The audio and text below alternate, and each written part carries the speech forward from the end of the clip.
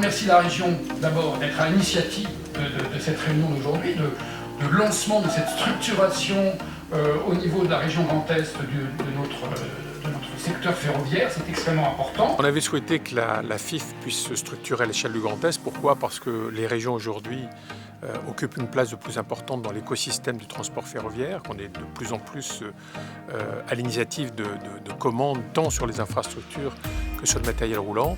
La région nous a accueillis pour l'événement de la création de la FIF Grand Est. Donc ça, c'est quand même une initiative de la FIF, de SNCF Réseau et des industriels de la région. Désormais, le Grand Est sera correctement structuré puisque le Grand Est est évidemment une région ferroviaire principale puisqu'on a réussi à devenir la première région ferroviaire de France. La région a la volonté de continuer à travailler en étroite collaboration avec la filière industrielle ferroviaire et bien entendu les entreprises régionales. Nous avons donc près de 2 siècles d'expérience dans le ferroviaire, une expertise qui est extrêmement reconnue et importante, je vais y revenir, 415 emplois directs, dont 356 uniquement dans la fabrication en Reichshoffen. On représente environ 871 millions d'euros d'achats par an, ce auprès de quasiment 1900 entreprises de toute taille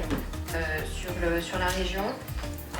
Ça génère 934 millions de richesses, de PIB. Donc c'est une activité qui est forte, c'est une activité qui est fière, mais c'est une activité qui, comme le ferroviaire pour exister, a besoin de travailler dans un écosystème.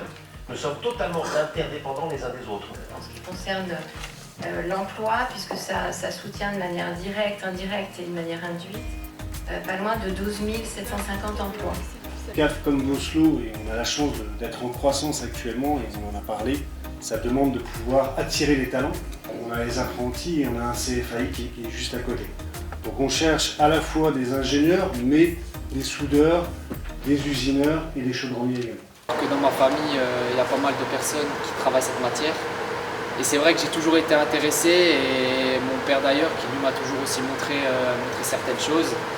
En plus, j'habite pas loin d'ici. J'ai tout sur place, j'ai l'usine et le lycée qui est juste à côté.